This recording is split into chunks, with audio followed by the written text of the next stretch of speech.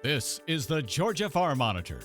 Since 1966, your source for state and national agribusiness news, and features for farmers and consumers about Georgia's #1 industry, agriculture. The Georgia Farm Monitor is produced by the state's largest general farm organization, the Georgia Farm Bureau. Now, here are your hosts, Ray DeLisio and Kenny Bergamy. Good morning, afternoon, evening maybe. That is the beauty of DVR. We are on all the time. Happy to have you with us for the next 30 minutes. I am Ray, he is Kenny, and he has got something very important to say. That's right, Ray. It's what we've got coming up. Straight ahead, the new head of the EPA talks to Georgia Farm Bureau members and tells them why they should be optimistic about the direction his organization is headed. Also on the program, some of the state's top young talent invades Perry, Georgia for the annual FFA 4-H Livestock Show. Mark Wildman will have a full report on who walked away with what. Plus, it's a trip we will never forget. The sights and sounds of this year's American and how you too can experience the world's only twice daily cattle drive. These stories and so much more starting right now on the Farm Monitor.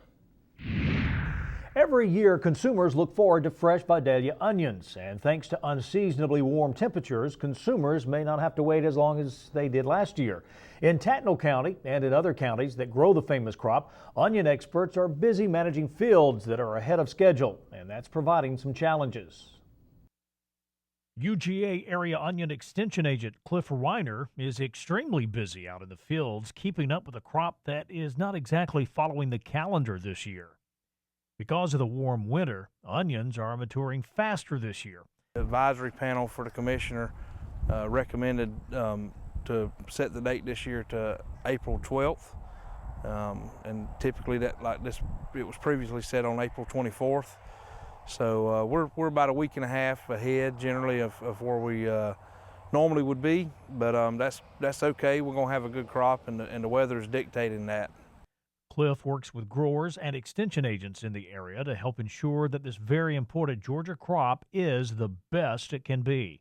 My office is stationed at the Onion Research Center for the University of Georgia, and part of that role is to kind of conduct research trials and work with other scientists who are doing their research trials to keep the best information to the onion growers for them to use scientific-based, unbiased research data to make decisions.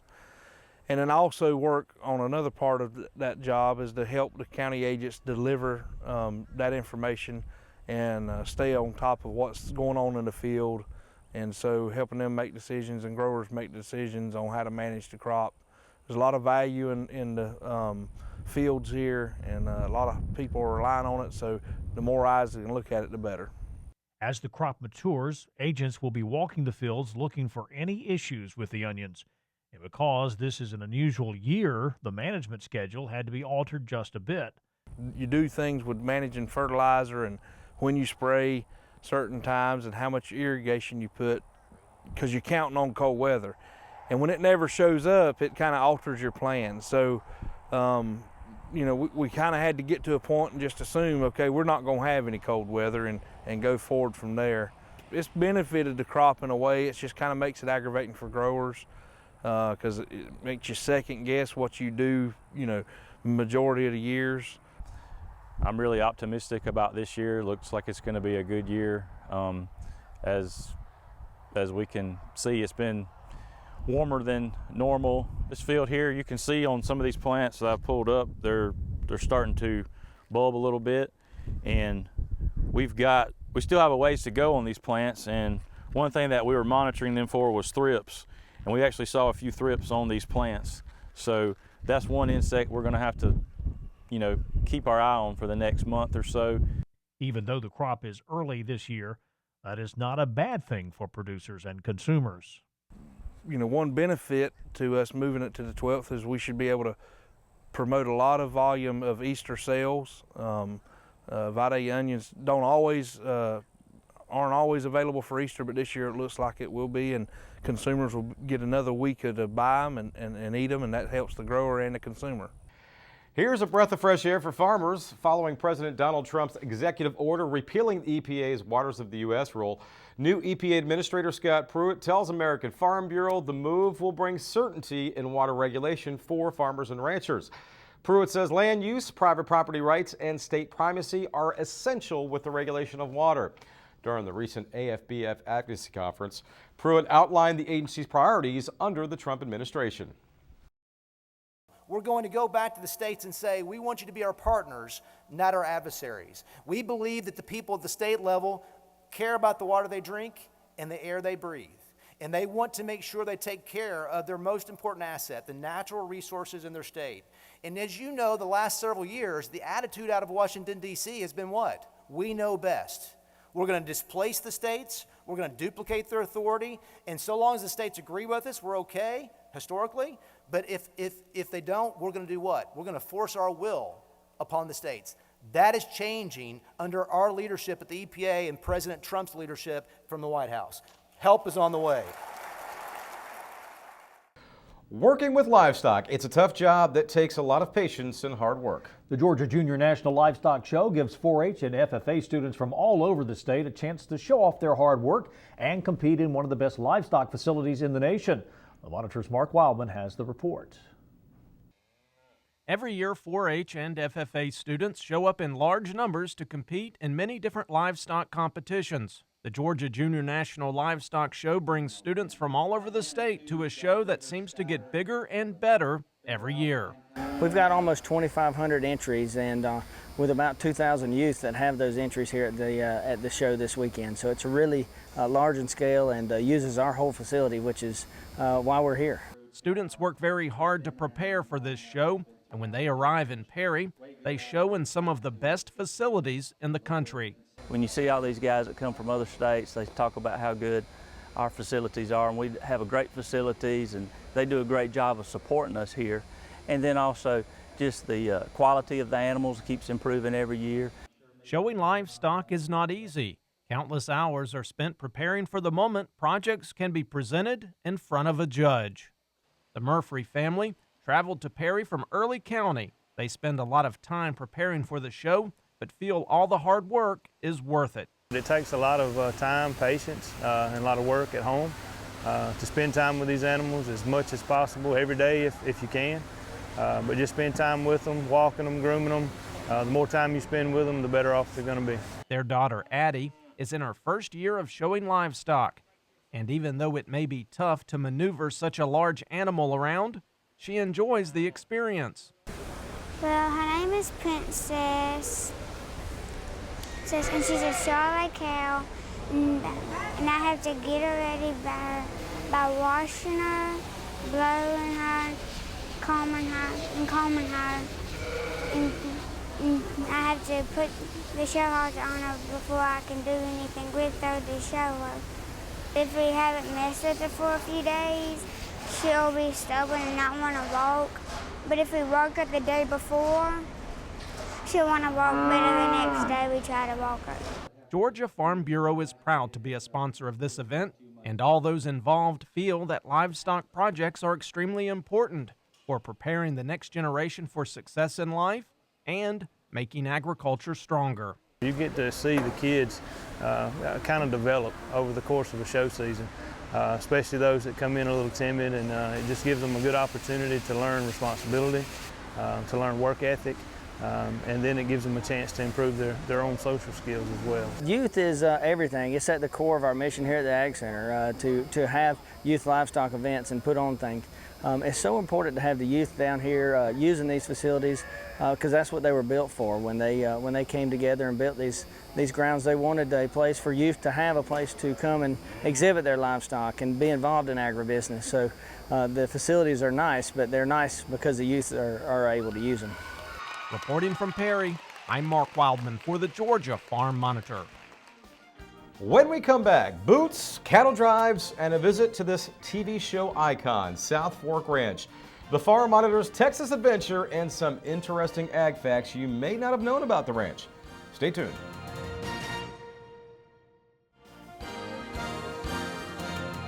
Hi, I'm Michelle Creamer with the Georgia Cattlemen's Association. I'm the Vice President of Operations.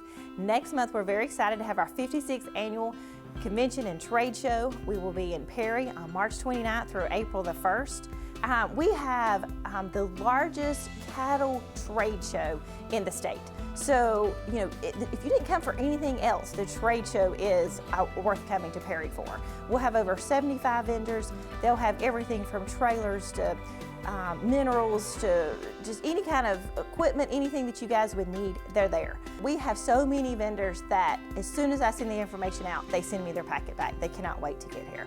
This is their way to get in front of our producers and show them what they have learned through the year and what they can bring to them and help them with. You know, we have over 200 cattle that's going to be sold. We have the 3 sales. We'll have the Southeast Elite female sale. We'll have the commercial heifer sale. And we'll also have the Georgia Hereford sale. Those are always a lot of fun. There's so much out there. You can do things the old school way, and we have tons that still do that. But if you want to make money, if you want to get in there and do it the new way, there are lots of ways for you to do that. Lots of tools to help, just to give you more impact for your dollar. Strand Smith is going to be coming. He is the world tie-down rope champion, defending champion. He has a phenomenal story, very inspirational. People are going to absolutely love him. We also have Jerry Carroll. He is an ag comedian.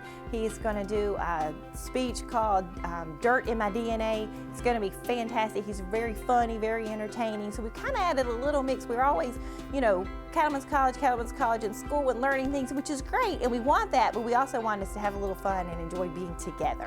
We do have a lot of speakers that's going to teach you a lot, but that farmer sitting beside you he's been in the row, he's been doing it, and he can, teach you so much. And there's such relationships out there that I think is priceless. There are so many people to meet, so many people that you can learn from, and that's what we want you to do is come and enjoy that. And we welcome you back. Needless to say, this was pretty cool. A first for the Monitor, as yours truly and staff traveled to Arlington, Texas for the richest one-day rodeo, the 2017 American, sponsored by RFD TV. Another successful event, according to RFD, a whopping $2 million in prize money, a record payoff for a single performance rodeo. During our time there, we also got to take in the sights and sounds of some Dallas-Fort Worth agriculture. Here now, something we like to call the Monitor's Texas Adventure. Upon our arrival in Texas, one of the first stops we made, a cozy little ranch for some tomfoolery, a place made famous back in the 80s. Hello there, Facebook friends. Ray DeLessio coming to you from South Fork Ranch, outside of Dallas, Texas, site, of course, where they used to film the show Dallas. Tonight, we answer the question, who shot RD? That's right, we're going to be answering that question tonight. Who shot RD? Y'all want to, you know that. Y'all want to shoot RD, because I could be annoying sometimes. I really could. All joking aside, turns out South Fork has quite the agricultural history. Built in 1970 by Joe Duncan, who raised quarter horses, the 200-acre ranch was originally called Duncan Acres, named after his family. Eventually, a lack of privacy and the constant flow of tourists forced Duncan to sell the ranch. Nowadays, South Fork is open daily for guided tours and features a museum with an exciting array of memorabilia, including the actual prop gun used to shoot JR. The ranch also features an events center with 10 different ballrooms, offering capabilities for both intimate gatherings and large celebrations. Next stop on our Texas adventure, Fort Worth, home to one of the most respected boot shops in all of Texas, Ponder Boots. That's where we met longtime owner Georgia Lynham. For over 30 years, Georgia has made custom boots for the likes of the Bush family, President Ronald Reagan, and actor Robert Duvall, just to name a few. And as we found out, Georgia is not only an expert in boot making, she is pretty much an authority on the craft. You can't get a better piece of footwear to protect your foot, to support your foot, to guide your feet. In the early 1850s, when people were going across the prairie, they were in grasses as high as a man's legs were. And so the idea of having protection from brambles and, snakes and who knows what was really great. If someone comes in and think they want something, I usually ask them, what are you going to wear it for? What are you going to use it for? And then we go down to, in the real estate terms, what the highest and best use for the different leathers are. And people want something that's long-lasting, low maintenance, good looks, serviceability.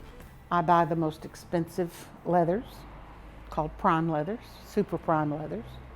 And once you get one of our pairs of boots, it's extremely comfortable.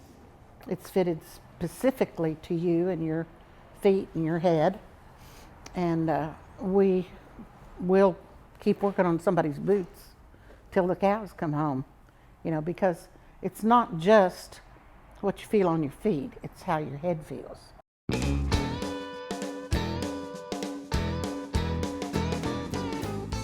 Feeling good both in mind and body, the final destination of our Texas adventure, just a short walk from Ponder Boots, the world-famous Fort Worth Stockyards. It's here where you will see and learn about the history of the Lone Star State's famous livestock industry. So the stockyards was actually built just after the cattle drive era ended because, of course, Fort Worth, the economy was really needing big business. Of course, the railroad had to come first, and the packing plants promised Fort Worth they would come if we had a railroad. So railroad came, packing plants came, and then here came all the livestock. And it was everything. It was cattle, hogs, sheep, horses, mules. Everything was built, and it was in its heyday until truly the late 1960s. And talk about true Western authentic flavor, one of the fan favorites here at the Stockyards, the world's only twice daily cattle drive. Here at the herd, we're holding on and commemorating a time in history when longhorns were driven through Fort Worth along the Chisholm Trail in the late 1800s, just after the Civil War. Of course, they drove 2,000 to 3,000 head of longhorns. We're driving 16, one steer for each decade that Fort Worth has been a city. Fort Worth, where the West begins. Really cool place, folks. Now, if you're planning a trip and want to know more about the Stockyards or maybe the entire Dallas-Fort Worth area, here's a great place to start. Log on to fortworth.com, click on the About tab. Lots of good information and history there for your reading pleasure. Time for our final break. When we come back, the Monitor says goodbye to a Georgia Farm Bureau legend. But first, as the warm weather approaches, time to take note of the many fun and exciting things to do here in the state. How about a visit to this place, Southern Grace Farms? Why it's a must-see attraction when the Farm Monitor continues.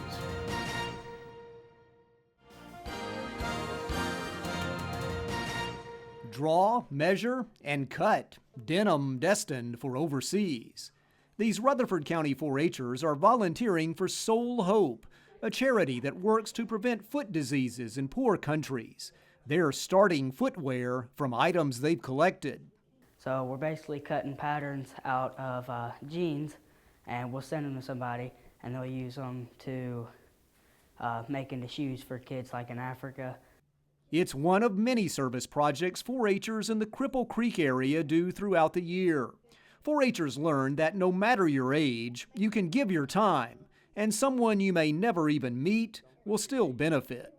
Well, there is a great saying that you can't always help everyone, but everyone can help someone. That's sort of part of the thing with a service project, is that you just need to help someone. Each person can make a difference, and that's really what we try to instill into the kids is even the smallest thing to them, it can be really big for someone else. Well, this is it, the pretty waterway where Cripple Creek gets its name.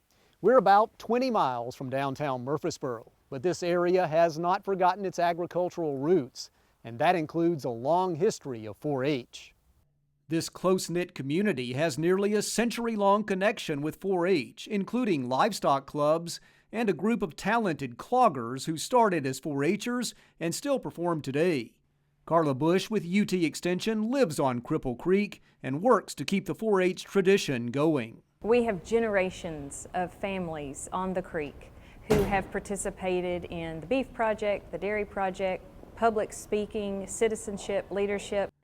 Those older leaders, in turn, have a positive impact on young people here, where 4-H teaches a lot of lessons. 4-H shaped my life, and I'm sure it's shaping the lives of these young people, and I'm happy that 4-H has been able to change and develop as time has changed. Time flows through this community like the gentle waters of the creek. Cripple Creek 4-H is still going strong today, a steady stream of goodwill and volunteer work that's been going on for years and will continue for many more. This is Charles Denny reporting. With spring right around the corner, it is time to start looking for some outdoor activities to enjoy with the family. And whether it's picking fresh strawberries, enjoying ice cream, or just looking for a playground for your kids to run around, Southern Grace Farms in Berrien County has what you're looking for. And Damon Jones has more. It's a country store, playground, and U-Pick operation all rolled into one. Welcome to Southern Grace Farms in Berrien County, where this family-run operation decided to try their hand at growing fruit over a decade ago and has never looked back. We are a farm family, 7 generations, and we've always traditionally been row crop farmers. But about 10 or 15 years ago, we decided to get into fruit, and so we've had strawberries and blackberries were the first 2 fruits that we had, and offered U-Pick for people to come out. And right now, strawberries are in full bloom thanks to an unusually warm winter that's left the field ripe for the picking. Usually we don't have strawberries this early. We've got a ton of them. The weather has cooperated so that people can come out and pick, and so far it's going to be interesting to see how it plays out, because usually in April we have them everywhere. The way the blooms look right now in March, we're going to be loaded down, so they may not be as heavy, but they've been nice and big, so that's been a plus.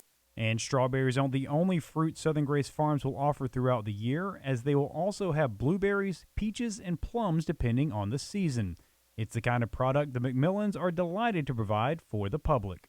It's nice to grow something that people appreciate. There's a lot of nutritional value that's there. So we kind of feel like we're, teaching and educating people too. And just last year, they decided to add to their operation by building this country store full of wearables, locally grown products, and even sweet treats. It's all in an effort to provide a family atmosphere. We've put up a store in the last year, so we provide kind of like farm entertainment for families to come out and enjoy being out on the farm and can pick fruit and spend a peaceful afternoon.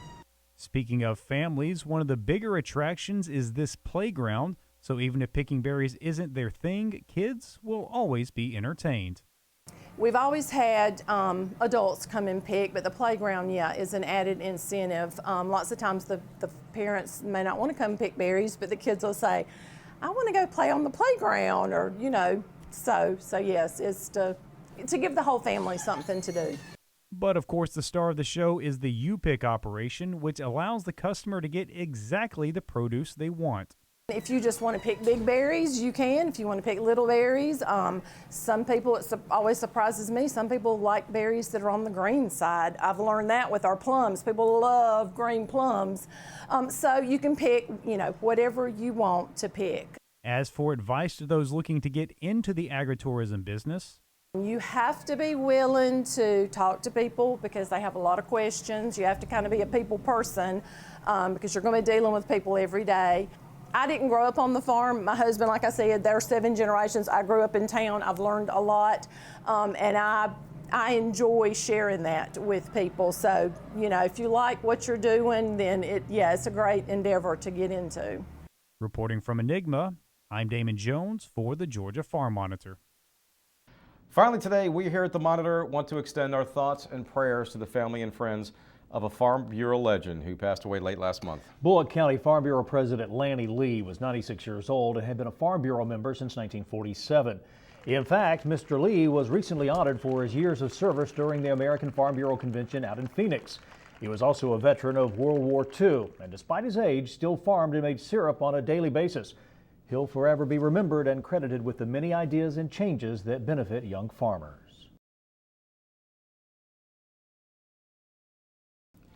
Great man, he will be missed. Well, that is going to do it for this week's edition of the Georgia Farm Monitor. Now, here's a reminder for all the latest ag info regarding food, great recipes, and what's happening down on the farm.